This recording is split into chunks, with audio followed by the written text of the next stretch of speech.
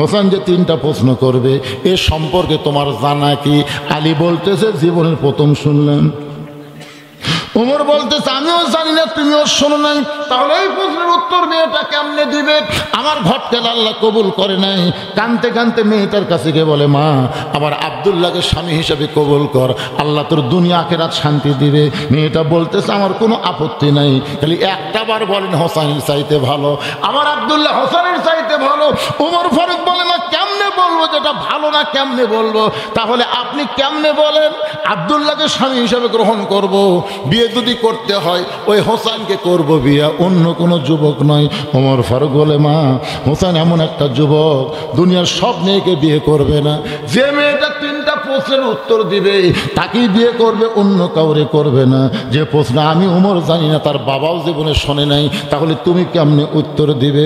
মেয়েটা ঘরের ভিতর থেকে বলে, আমিরুল মুমিনিন হোসেন কি তিনটা প্রশ্ন করবে আমি জানি না, তবে আমার ঈমান বলতেছে আমি না পারলে আমার আল্লাহ পারাবে। কি মনে করতেছেন এরই নাম হলো ঈমান? আমরা গত বছরও চিন্তা করিনি যে 5ই আগস্টে হাসিনা এইভাবে পলাবে। জোরে কথা কর না কেন? আমাকে এত দুর্বল ঈমান নাই রে। চিন্তা করে দেখেন, রংপুরের আবু সাইদ ইমানের বলে বলিয়ান হয়ে সর্বপ্রথম বাতিলের অস্ত্রের সামনে দাঁড়াইছে। ধরে কোন কথা ঠিক কিনা? এইভাবে আমি রাসূলের একটা হাদিস পড়েছি যে শহীদের মৃত্যু যন্ত্রণা একটা পিঁপড়া কাটার চাইতে বেশি না। এটা আবু সাইদকে দেখে বোঝা গেল আসলে তাকে গুলি করতেছে, একটাবার ও বাবারে মা রেখে চিল্লাচিল্লি করতেছে না, গুলি করতেছে আর সামনে থেকে ও আসতেছে। ধরে কোন কথা ঠিক কিনা? তৃতীয় গুলি করার পরে দুই ছেলে এসে যখন ধরলো তখন ছেলেটা পড়ে গেল, তার মুখে কোনো আহাও শব্দ নেই। এখান থেকে বোঝা গেল আবু সাইদের জীবন দেওয়া আল্লাহর পছন্দ হওয়ার কারণেই ফ্যাসিস্ট হাসিনাকে আল্লাহ বাংলাদেশ থেকে আমাদের মুক্ত করার জন্য আসল জায়গা পাঠাচ্ছে। জোরে কোন কথা ঠিক কিনা? যেখানকার মাল সেখানেই গেছে। ঠিক ইমানের দাবি যদি, এই যুবকেরা গানটা শোনো, আবার ওয়াজে ফেরত আসতেছি। ইমানের দাবি যদি কুরবানি হয়, সেই দাবি ঘরে বসে থাকা নয়। ইমানের দাবি হলো কিছু বিনিময়, সেই বিনিময় যদি কলিজার ঘাম হয়, সেই ঘাম দিতে যেন তৈরি থাকি। ওগো দয়াময় আমার আল্লাহ দয়াময়। ইমানের দাবি হলো অগ্নিশিখা, বাতিলের বিরুদ্ধে জ্বলতে শিখা। সে আগুনে জ্বলে জ্বলে দিব ইমানের পরিচয়। ইমানের দাবি ঘরে বসে থাকা নয়। আমাদের বাংলাদেশের তরুণ প্রজন্ম, কিশোর প্রজন্ম বাতিলের বিরুদ্ধে ইমানের দাবিতে যখন রাস্তায় বের হয়ে আসলো, হাসিনা পলাতে বাধ্য হয়ে গেল। জোরে কোন কথা ঠিক কিনা? ঘরত বসে থাকা সতে আল্লাহ আল্লাহ ফিকির করো, হাসিনার অত্যাচার থেকে বাঁচতে চায়, আল্লাহকে কান্দে মর, বাঁচবো না, বাড়ান লাগবে। ধরে কোন কথা ঠিক? 15.5 বছর বিএনপি যখন খালি কয় আন্দোলন হবে ঈদের পরে, ধরে কোন কথা, এর কি ঈদ শেষ হয় না? বারে খালি কয় ঈদের পরে শক্ত আন্দোলন করা হবে ঈদের পরে। আর জামাতেরা ঘরের মধ্যে বসে বসে জমি জমি মিটিং করে, প্রকাশ্যে বের হওয়ার পারে না। কি ফোসকা বাচ্চা রে, কলজার টুকরা ময়নারা রে, যার মধ্যে আবু সাইদ, মুগ্ধ ইয়ামিন, এরকম 2000 ছাত্র জনতা তাদের জীবন দেওয়ার কারণে 30,000 ছাত্র জনতাকে আহত পঙ্গু করার কারণে পরে আল্লাহ তাআলা আমাদেরকে আবার স্বাধীনতা দিয়ে দিল। ধরে কোন সুবহানাল্লাহ। মেয়েটা বলতেছে আমিরুল মুমিনিন হোসেন কি তিনটা প্রশ্ন করবে আমি জানি না, তবে আমার ঈমান বলতেছে আমি না পারলেও আমার আল্লাহ পারাবে। ধরে কোন কে পারাবে?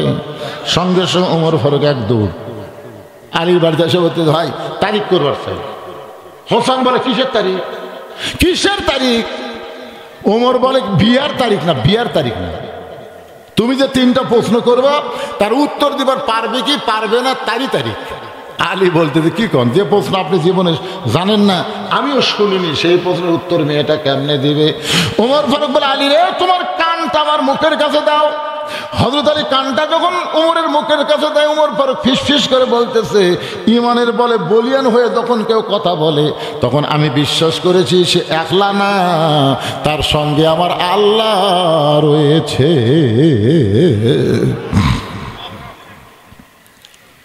নির্দিষ্ট তারিখ মোতাবেক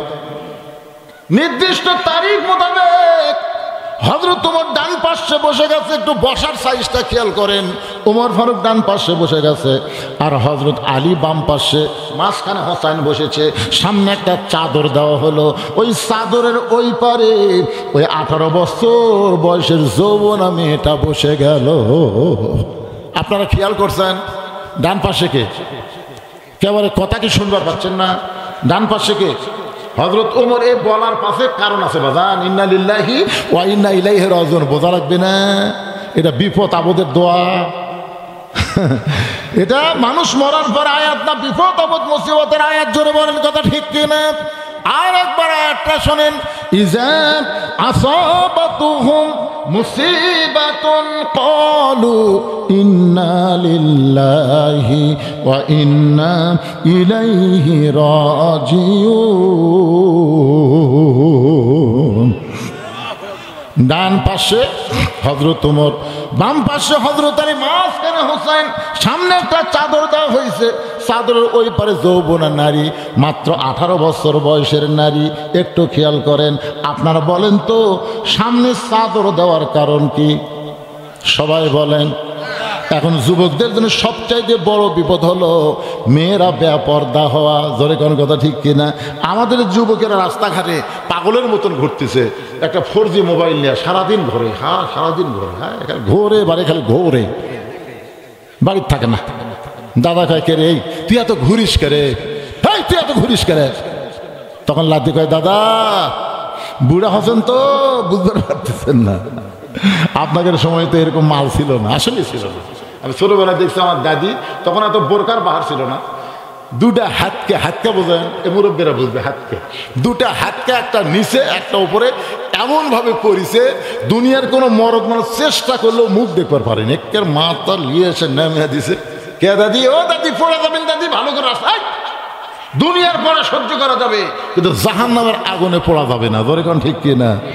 আর এখন 14 হাত শাড়ি রে, 14 হাত শাড়ি, কুটি যে পেঁচে, খালি পেঁচে, খালি পেঁচে, আজরা পাঁজরা বাড়ি করে থাকছে। আর এখনকার কিছু বোরকা বাড়াছে, বুঝলেন, টাইট ফিটিং। ধরে কান কি ফিটিং? বোরকা পরলে বাহির থেকে সব কিছু বোঝা যায়। আমার মা বোনদের জন্য বলবো, মা, পর্দা হলো নারীদের জন্য ফরজ। আল্লাহ কোরআনে বলেছেন, ওয়াকরনা ফি বুয়ুতিকুন্না ওয়ালা তাবাররাজনা তাবাররুজাল জাহিলিয়াতিল উলা। সকলে বলেন আল্লাহু আকবার। সামনে চাদর দেওয়ার পরে ওমর ফারুক বলে, হোসাইন, এখন তুমি প্রশ্ন শুরু করো। প্রশ্ন কয়টা? জোরে বলেন কয়টা? সবাই মনোযোগ দিয়ে শোনো। এখন তুমি প্রশ্ন শুরু করে দাও। ওমর ফারুক বলে, হোসেন, এখন তুমি 3টা প্রশ্ন করো। এবার হোসেন বলে, রে মেয়ে, তুমি একা একা বসে আছো, তাই বলে তুমি একলা না, আমি হুসাইন বড় একা হয়ে গেছি। ওমর ফারুক বলে, হোসাইন, তুমি কি পাগল হইলে নাকি? তোমার ডান পাশে আমি বসে আছি, বাম পাশে তোমার বাবা বসে আছে, এরপরে তুমি একলা কেমনে হলে? হোসেন বলে, রে মেয়ে, আমার 2 পাশে 2জন মহামানব বসে আছে, কিন্তু মনে মনে এই 2 মহামানব তোমার পক্ষ নিয়েছে। আপনার বলেন তো ওমর ফারুক কার পক্ষে? হযরত আলী। তাহলে খামাখাই পক্ষে বসে লাভ কি? আজকে নিরপেক্ষ নির্বাচন কমিশনার সকাল 11টায় কইল 8% ভোট আছে, 12টায় কইল 19%, 2টার সময় ঘুমোরটা গোটা কয় 44%। তার মানে কি? আপনারা বলেন তো, হাসিনার সময় যে নির্বাচন কমিশনার ছিল, এ কি নিরপেক্ষ? কথা কন নাই নিরপেক্ষ? আসলে নিরপেক্ষ শব্দ চলবি না। এমনকি আমার আল্লাহ পর্যন্ত নিরপেক্ষ না। আল্লাহ যদি নিরপেক্ষ হতো তাহলে কেন বললো ইন্না দীনা ইনদাল্লাহিল ইসলাম, ইসলাম আমার মনোনীত জীবন বিধান কেন বললো? তার মানে হিন্দুদের বিপক্ষে, কাফেরের বিপক্ষে, মুনাফিকের বিপক্ষে, ইহুদির বিপক্ষে, মুসলমানের পক্ষে। জোরে কোন কথা ঠিক না? তা আল্লাহ যদি নিরপেক্ষ না হয় তুই কেমনি নিরপেক্ষ রে? হুজুর আমি কোনো দল করি না, আমি নিরপেক্ষ। আরে পাগলা, তুই নিরপেক্ষ না, তুই হলো হিজড়া। হিজড়া কোনো পক্ষে নাই, ও মেয়ে পক্ষেও নাই, মরদ পক্ষ নাই, ওর উপরেও শান্তি নাই, তলেও শান্তি নাই। জোরে কোন কথা কর না কেন ভাই? কে রে যুবকেরে, তুমি কি মনে করছো যে আমার কানা বক্তা ওয়াজ করতেছে? এত ঘোরা লাগে কোথা থেকে? আর এখানে কয়টা যুবক এসে যায় আবার এসে খাড়া হতে থাকে, এই মাহফিল কমিটির লোকের তবার বিজয় করে দিত।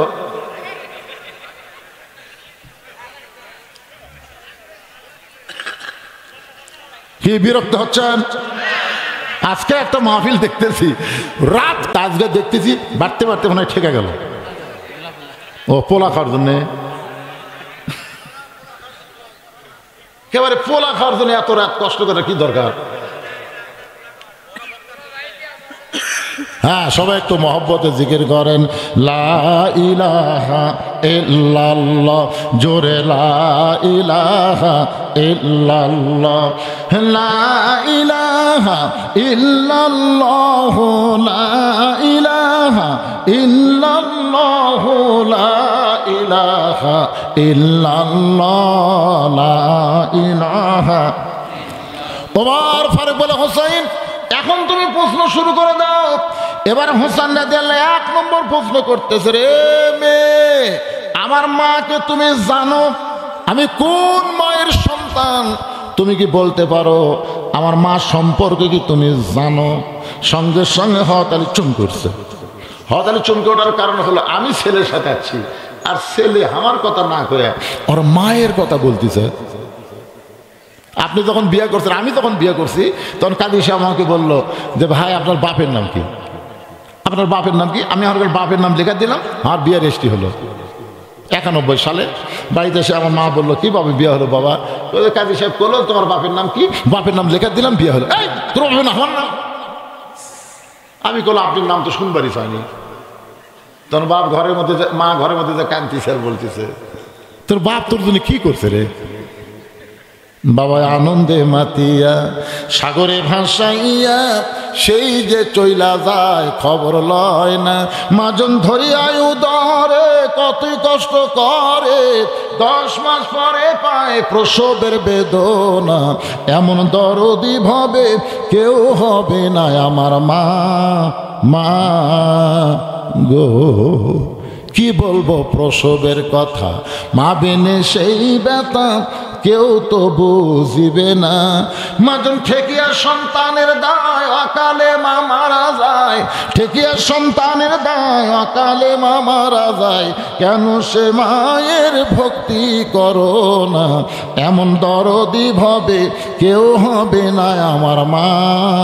মা গো সবাই বলেন মা। মারে আহ কি মধুর নাম রে। 23 সালের 25 ডিসেম্বর আমার মাটা মারা গেছে।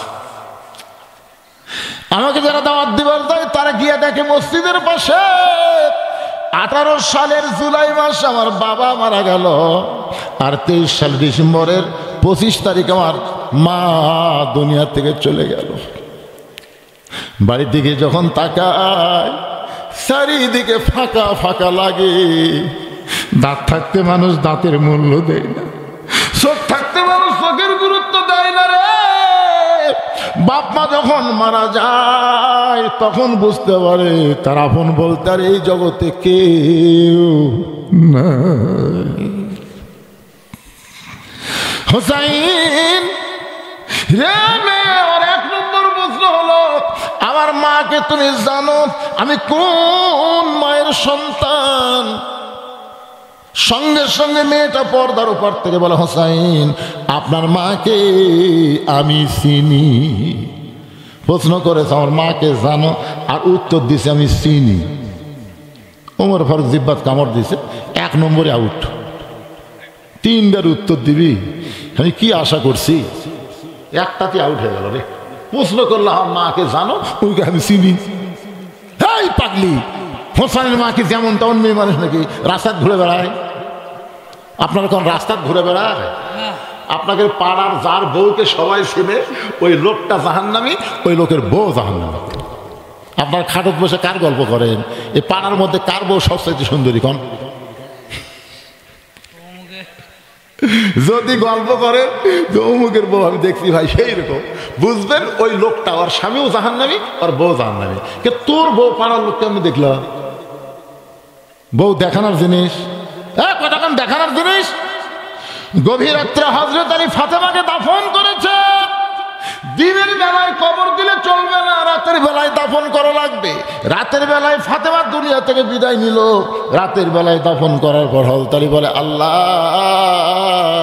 এই ফাতেমাকে তুমি কবুল করো। দোয়া শেষ করে তাকায় দেখে সামনে কয়েকটা পুরাতন কবর দেখা যায়। এইমাত্র ফাতেমার কবর দিলাম, সেই নতুন কবরটা গেল কোন জায়গায়? গোটা জান্নাতুল বাকি দোয়ার বলে ফাতেমার কবর। ফাতেমার কবর কোথায়? ফাতেমার কবর। কে যেন ডাকতে বলে, আলী রে ফাতেমা পর্দানিশি, আমি আল্লাহ জোহরা ডিগ্রি দিয়া ফাতেমার কবরটাকে কিয়ামত পর্যন্ত পর্দা করে দিয়েছি। যেই ফাতেমার কবরের খবর কেউ জানে না, সেই ফাতেমাকে বলতেছে আমি চিনি। হযরত আলীর চোখ দিয়ে দর দর করে পানি পড়তেছে। আলী মনে মনে চিন্তা করে, আমার বউ হওয়ার পরেও আমি তাকে পুরাপুরি চিনবার পারিনি। হয়তো আলী বলতেছে ফাতেমা আমার বউ ছিল, তারপর আমি পুরাপুরি চিনতে পারিনি। আর এই মেয়েটা বলে আমি চিনি। ওমর ফারুক বললেন, মা হোসেন কি প্রশ্ন করলো আর তুমি কি উত্তর দিলা? মেয়েটা বলে, হোসাইন আপনার মায়ের চোখের ভুরু জোড়া ছিল, আপনার মায়ের বাম গালে কালো একটা তিল ছিল, থুতুনির তলে লাল একটা দাগ ছিল। আলী বলতেছেন, মা যা বলছিস বলছিস মা, আর বলিস না, কারণ আমাদের তিনজনের মধ্যে একজন পরপুরুষ আছে। সুবহানাল্লাহ বলেন। পরপুরুষের নাম কি? জোরে বলেন, নাম কি? যে উমর সম্পর্কে রাসূল বলেছেন, আমার পরে কেউ যদি নবী হতো লাউকানা ওমর, উমরকে আল্লাহ নবী বানায় দিত। সেই উমর যদি পরপুরুষ হয়, তাহলে মুরিদের বইয়ের কাছে পীর কোন পুরুষ? কথা কয় না? বাংলাদেশে তিনটা জিনিস আপনারা দেখবেন। একটা হলো, মনে যান কষ্ট নিয়েন না, আমি গোটা বাংলাদেশ যাচাই বাছাই করে এটুকু বুঝবার পারছি, ভালো ডাক্তারের বইয়ের কোনোদিন সিজার লাগে না। কারণ ডাক্তার জানে সিজার করে বাচ্চা হলে মায়ের ক্ষতি, বাচ্চারও ক্ষতি। এই জন্য ভালো ডাক্তারের বইয়ের সিজার লাগে না। মৌলানাদের বাড়িতে কোনোদিন মিলাদ হয় না, আমি দেখছি খেয়াল করে। আর 3 নম্বর হলো, পীরের বউ কোনোদিন মুরিদ হয় না। দেখবেন আপনারা, কারণ পীরের বউ জানে আমার পীর মাঝে মধ্যে মুরিদের বইয়ের দিকে চোখ মারে, এই লুচ্চার হাতে মুরিদ হম। আর একটা হলো, মৌলানাদের বাড়িতে মিলাদ হয় না, এরা পরের বাড়িতে পড়ায় কিন্তু নিজের বাড়িতে হয় না। আর একটা হলো, ডাক্তারের বইয়ের সিজার লাগে না। ধরে কারণ কি লাগে না? কথা কয় না রে বারে। এই পিছনে গল্প করতেছি, শেষ করে দেবো না? 12টা পর্যন্ত চুক্তি আছে তো, আর কয় মিনিট? আরে কয়টা বাজবে, ও শেষ হচ্ছে। বিরক্ত হচ্ছে। 3টা প্রশ্নের উত্তর শুনে যাব, রাজি আছেন? 3 প্রশ্নের উত্তর 3 ঘন্টা লাগবে না। বক্তা চাইলে 10 মিনিটের মধ্যে মুড়ে দিতে পারবে। পালা মুড়ান, ঝড় আসতেছে, ঝড় বৃষ্টি হচ্ছে, তাড়াতাড়ি পালা মুড়ান লাগবে। ধরে কোন কথা ঠিক না? থাপথুপ থাপথুপ দিয়ে বোঝা তুলে দিলে হয়ে গেল রে পাগল। তা আপনারা কি মনে করে আমি থাপথুপ করে বোঝা তুলে দিতে পারবো না? পারবো পারবো, কি কম। 42 বছর হচ্ছে আমার ওয়াজের বয়স, পাগলারা। বহুত মা বোনেরা আসছে আপনার ওয়াজ শোনার জন্য। আবার শোনো, হ্যাঁ শোনেন, এই যে সূরা ফাতিহা জীবনে কয়বার পড়ছেন? জীবনে কয়বার পড়ছেন? সারা জীবন যদি কেউ সূরা ফাতিহা শোনে অথবা পড়ে, একটা মুহূর্তের জন্য বিরক্ত রাখবে না। জোরে কোন কথা ঠিক কিনা? ঈমান আমলের ওয়াজ। কোরআনে আল্লাহ 82 বার নামাজের কথা কেন বললো? সাই বললো, হুজুর একই নামাজের কথা আল্লাহ 82 বার বললো, আল্লাহ বিরক্ত লাগলো না? নবী কয়, পাগল, যার গুরুত্ব যত বেশি সেটা ততবার আলোচনা হবে। ধরে কোন ঠিক কিনা? আয় হায় রে, একটু মনোযোগ দিয়ে শোনেন। হযরত আলী বলতেছে, মা যা বলছো বলছো, আর বলো না, কারণ এই জায়গায় একজন পরপুরুষ আছে। আমি জানতে চাই মা, হাসান হোসেনের মায়ের চোখের পুরো জোড়া ছিল, এটা দুনিয়ার কেউ জানবে না, আমি জানি। কি জন্যে? আল্লাহ রাসূল বলেছেন, কোন স্বামী যদি তার বিবির দুই ভুরুর মাঝখানে একটা চুমা খায়, ওই স্বামীর আমল নামায় আল্লাহ একটা খুশি হয়ে ওমরা হজের সওয়াব দিয়া দেয়। কোন জায়গা? এদিকে ভুরু, দুই ভুরু নেই, এই ভুরু একটু শব্দ করে খাবেন। খাচ্ছেন কোনোদিন? বইয়ের ভুরুর দিকে তাকাই না, তাকায়। আলী বলতেছে, আমি বলতে পারি হাসান হোসেনের মায়ের চোখের ভুরু জোড়া ছিল, বাম গালে কালো একটা তিল ছিল, থুতুনির তলে লাল একটা দাগ। তুমি কেমনে বললাম? মেয়েটা বলে, মুরব্বী, ওই রোমের জেলখানার মধ্যে যখন আমি বন্দি ছিলাম, সে দিল কারারক্ষী আমাকে সকালবেলা 3টা করে চাবুক মারতো, বিকেলবেলা 3টা করে চাবুক মারতো। আমার দেহের এমন কোনো জায়গা নাই যে জায়গায় চাবুকের আঘাত লাগে নাই। মারতে মারতে অনেক সময় আমি বেহুশ হয়ে পড়ে যেতাম। ওই বেহুশ অবস্থায় একবার চেতন পেয়ে বললাম, আল্লাহ তুমি আছো আসমানে, নবী আছে মদিনায়, এ রোমের জেলখানায় এত নির্যাতন, আমাকে দেখার মতন দুনিয়াতে কেউ নাই।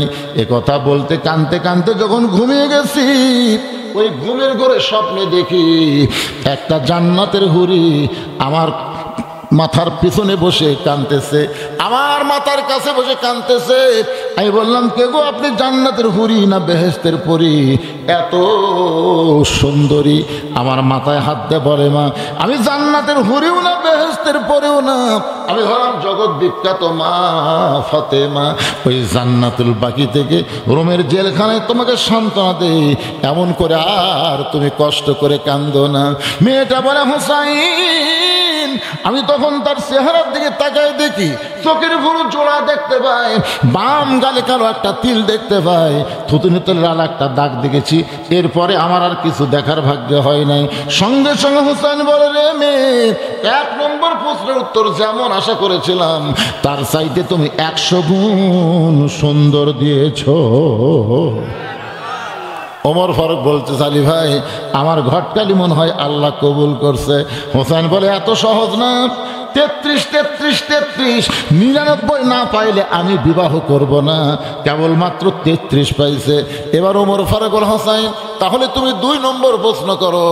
এবার হোসেন বলে, রে মেয়ে, আমার 2 নম্বর প্রশ্ন হলো, তুমি বাড়ি হলো রোম দেশে, তোমার বাড়ি হলো রোম দেশে, তুমি রোমের জেলখানায় 12 বছর বন্দী ছিলে, 6 বছর বয়সে ইমান গ্রহণ করার অপরাধে। আমার দ্বিতীয় প্রশ্ন হলো, 6 বছর বয়সে তুমি ইমান কোথায় পাইলা? কারণ তুমি কইছো তোমার দাদা খ্রিস্টান, তোমার বাবা খ্রিস্টান। তাহলে তোমার দাদা যদি খ্রিস্টান হয়, বাবা যদি খ্রিস্টান হয়, তাহলে 6 বছর বয়সে তুমি ইমান কোথায় পাইলা? মেয়েটা বলে, হোসাইন, আমি ইমান কোথায় পাইলাম যদি শুনতে চান তাহলে শোনেন। আমার দাদা দুনিয়ার কোনো সাধারণ মানুষ না, আমার দাদা হলো রোম সম্রাট কাইসার। আল্লাহু আকবার। আমার দাদা একদিন অন্দরমহলে গিয়ে আমাকে বলতেছে, নাতি রে, আজকে রোমের রাজদরবারে খেলা হবে, তুই কি খেলা দেখতে যাবি? আমি 6 বছরের ছোট্ট মেয়ে, আমার দাদার সাথে খেলা দেখার জন্য রাজদরবারে ঢুকলাম। আমার দাদার সিংহাসনের কাছে ছোট্ট একটা চেয়ার আমাকে সেট করে দিল। ওই চেয়ারে বসেই বললাম, দাদু ভাই, খেলা দেখার কথা বলে নিয়ে আসলেন, কিন্তু খেলাটা কোন জায়গায়? আমার দাদা বলে, নাতি তাহলে ওই যে তাকায় দেখ। মেয়েটা বলে, হোসাইন, 6 বছর বয়স আমি তাকায় দেখি একটা মানুষের 2টা হাত কালো রশি দিয়ে বেঁধে রাখছে, ওই মানুষটার চোখ কালো কাপড় দিয়ে বাঁধা, ওই মানুষের 2টা পা লোহার শিকল দিয়ে আটকায় রাখছে। আমি কইলাম, দাদু ভাই, খেলা দেখার কথা বলে নিয়ে আসলেন, কিন্তু একটা মানুষকে আমি দেখতে পাই। আমার দাদা অট্ট হাসি দিয়ে বলে, নাতনি রে, তুই ছোট্ট মানুষ, তুই বুঝবি না, ওইটা মানুষ না রে, ওইটা মানুষ না, ওইটা হইল মুসলমান। ওইটা মানুষ না, ওইটা হলো মুসলমান। তার মানে কি বললেন? ইহুদি খ্রিস্টানেরা কোনোদিন মুসলমানকে মানুষ মনে করে না। মুসলমানকে যদি মানুষ মনে করত, তাহলে ফিলিস্তিনের এ পর্যন্ত 42,000 শিশু বাচ্চাকে অন্যায়ভাবে তারা হত্যা করতো না। জোরে কোন ঠিক কি না? হ্যাঁ, এমন একটা গুলি আমেরিকা বানিয়ে দিছে, যে গুলি মায়ের কোলে সন্তান বসে থাকবে, গুলি আসবে, শব্দ হবে না, গুলি লাগার পরে ওই বাচ্চার ভিতরে গোস্ত পুড়ে যাবে। আল্লাহ কয় কে রে, ফিলিস্তিনের বাচ্চাদের গোস্ত পুড়বি, আমি আমেরিকা পুড়ে ছারখার করে দেবো। জোরে কোন কথা ঠিক কিনা? কয়েকদিন আগে আগুন লাগছিল না? আয় হায়, এমন আগুন লাগিয়েছে ওরকে, যত পদ্ধতি আছে সব পদ্ধতি আগুন নিবানোর ব্যবহার করে, কিন্তু আগুন নেবে না। বাধ্য হয়ে মুসলমানের দ্বারস্থ হয়ে বলছে যে ভাই আমাকে ঈশ্বর মরে গেছে, গড কাঠে আছে, ভগবানের খাওয়া নেই, তোমাকে আল্লাহর খবর কি? তখন মুসলমান আল্লাহ আকবরকে জোরে আজান দিল, যদ্দূর পর্যন্ত আজান যায় তদ্দূর পর্যন্ত আগুন আল্লাহ নিভাইয়া দেয়। জোরে কেন সুবহানাল্লাহ।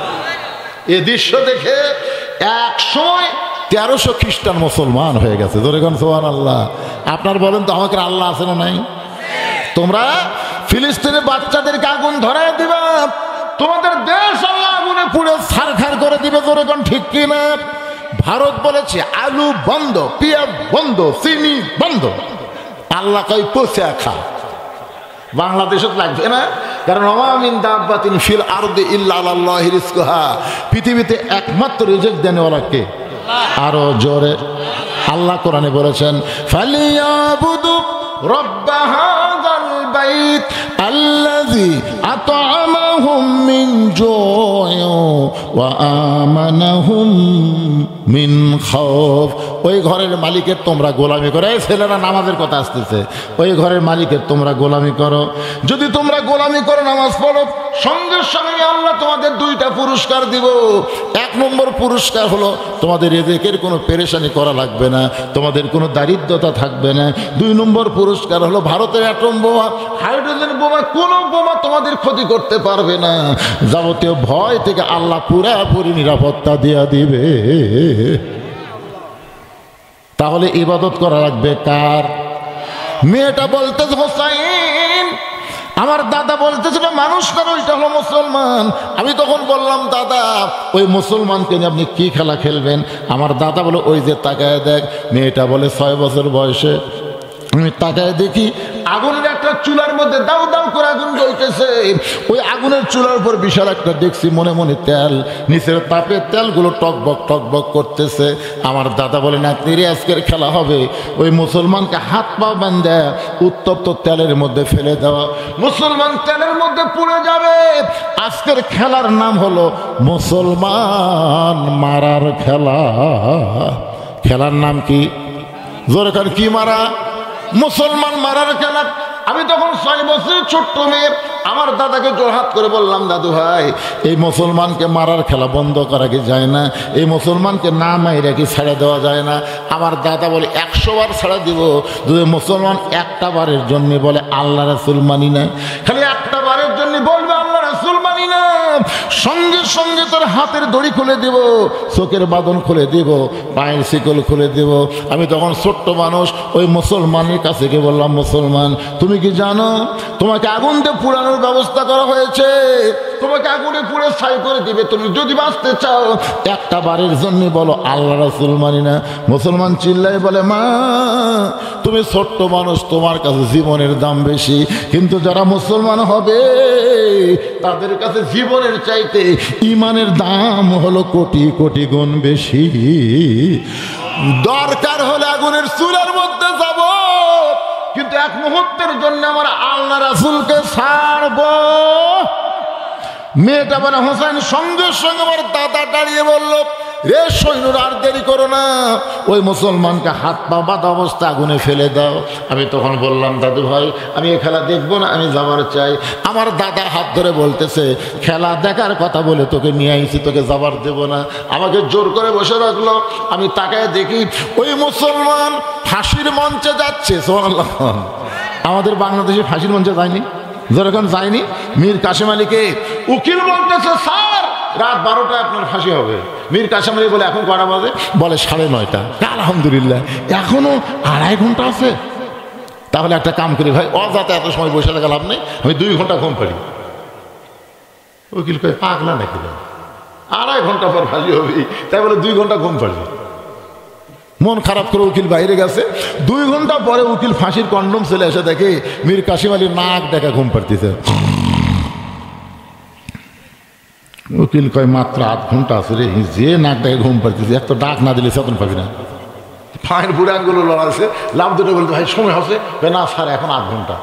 আলহামদুলিল্লাহ ওযু করে 2 রাকাত নামাজ পড়ে কোরআনের সূরা মুলকার মুজাম্মিল তেলাওয়াত করে, জেলের মধ্যে যে পাঞ্জাবিটা সবচাইতে ভালো ছিল ওইটা পরার পরে মাথার চুল হাসড়ায় বলতে ভাইজান চলেন যাই। উকিল কান্দার বলে স্যার আপনি কি শ্বশুর বাড়ি যাচ্ছেন, আপনার ফাঁসি হবে, আপনার ফাঁসির কথা কি মনে নেই? মীর কাসিম আলী মুচকি মুচকি হাসে আর বলে উকিল রে তুমি যেইভাবে কাঁদতেছো মনে হয় ফাঁসি তোমার হবে, তুমি কান্দো কেন? ঘুমের মধ্যে আল্লাহ পাক আমাকে দেখাইছে ফাঁসির মাধ্যমে 8টা জান্নাতের দরজা আমাকে বরণ করে নিবে। যারা প্রকৃত মুসলমান হবে তাদের কাছে মৃত্যু কোনো বিষয় না, তাদের কাছে বড় বিষয় হলো ঈমান। ঈমানের সাথে আমাদের মৃত্যু মোকাবেলা করা লাগবে। ধরে কোন কথা ঠিক কিনা? মেয়েটা বলতে হোসেন রে ওই মুসলমানকে হাত পা বাঁধা অবস্থায় আগুনের চুলার দিকে যখন নিয়ে যায় আমি তখন চক্ষু বন্ধ করলাম। এ দৃশ্য আমি দেখতে পারবো না, একটা জীবিত মানুষকে আগুনের চুলার মধ্যে মারবে আমি কেমনে দেখবো? চোখটা যখন চাপড়ে ধরেছে এমন সময় একটা মধুর বাণী সবাই বলেন লা ইলাহা ইল্লাল্লাহু মুহাম্মাদুর রাসূলুল্লাহ। মেয়েটা বলে ওই মধুর বাণীটা আমার কানের মধ্যে ঢুকে আমার কলিজার মধ্যে ঢুকে গেল।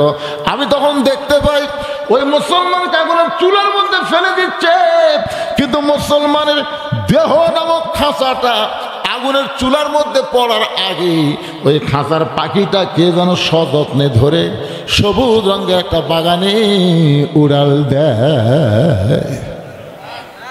এক দৌড়ে মায়ের কাছে গেলাম, বললাম মা যদি বাঁচবার চাও লা ইলাহা ইল্লাল্লাহ মুহাম্মদ রাসূলুল্লাহ। আমার মা কয় করে তুই না তোর দাদার সঙ্গে খেলা দেখবার গেলি, এই মুসলমানের কলমা কোথায় পাইলি?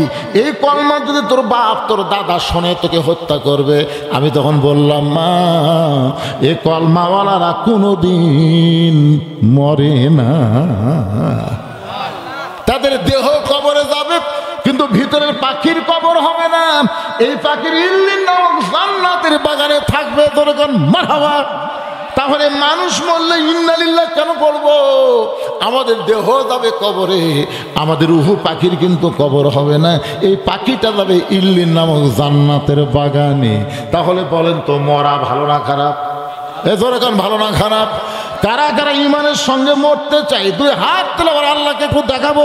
লিল্লাহে তাকবীর। হাত টান টান করে থাকেন তো, 2-1টা হাত খাতো দেখা যায় করে। মাশাআল্লাহ, হাত নামান। মাশাআল্লাহ, আলহামদুলিল্লাহ। এই দান বাক্স কিসের বাবা? এই দান বাক্স কিসের? আপনি মনে করছেন এমনি এমনি এসে দিয়ে দেবে?